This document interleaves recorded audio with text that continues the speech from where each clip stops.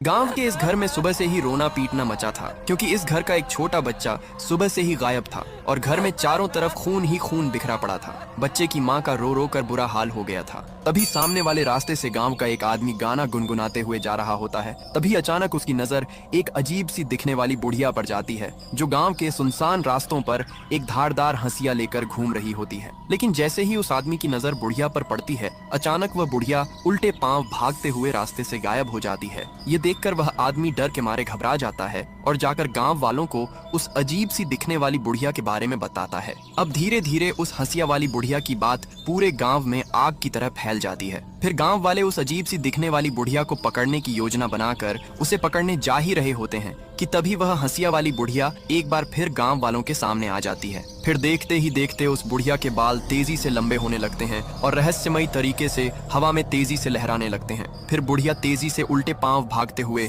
एक बार फिर से गायब हो जाती है। लेकिन सभी गांव वाले एकजुट होकर इस बुढ़िया को ही बच्चे के गायब होने का जिम्मेदार मानकर बुढ़िया को गांव में खोजने के लिए दौड़ पड़ते हैं। लेकिन शातिर बुढ़िया गांव के पीछे वाले सुनसान रास्ते से लोगों की नजरों से बचते हुए एक भारी सूटकेस लेकर भाग जाती है और सूटकेस को झाड़ियों के पीछे बने एक पुराने कुएं में फेंक देती है। तभी गांव वाले बुढ़िया को खोजते हुए उसी पुराने कुएं के पास आ जाते हैं, लेकिन बुढ़िया कुएं में छलांग लगा देती है। तभी कुएं में से एक आवाज आती है, मैंने एक बाबा के कहने पर अपने पोते की सलामती के लिए तेरे बच्चे की बलि चढ़ा दी है। ये सुनकर सभी गांव वाले सन्न रह जाते हैं, लेकिन बेचारी माँ अपने बच्चे के लिए जोर जोर से रोने लगती है। लेकिन फिर भी आपसे के लिए लाइक और सब्सक्राइब नहीं किया।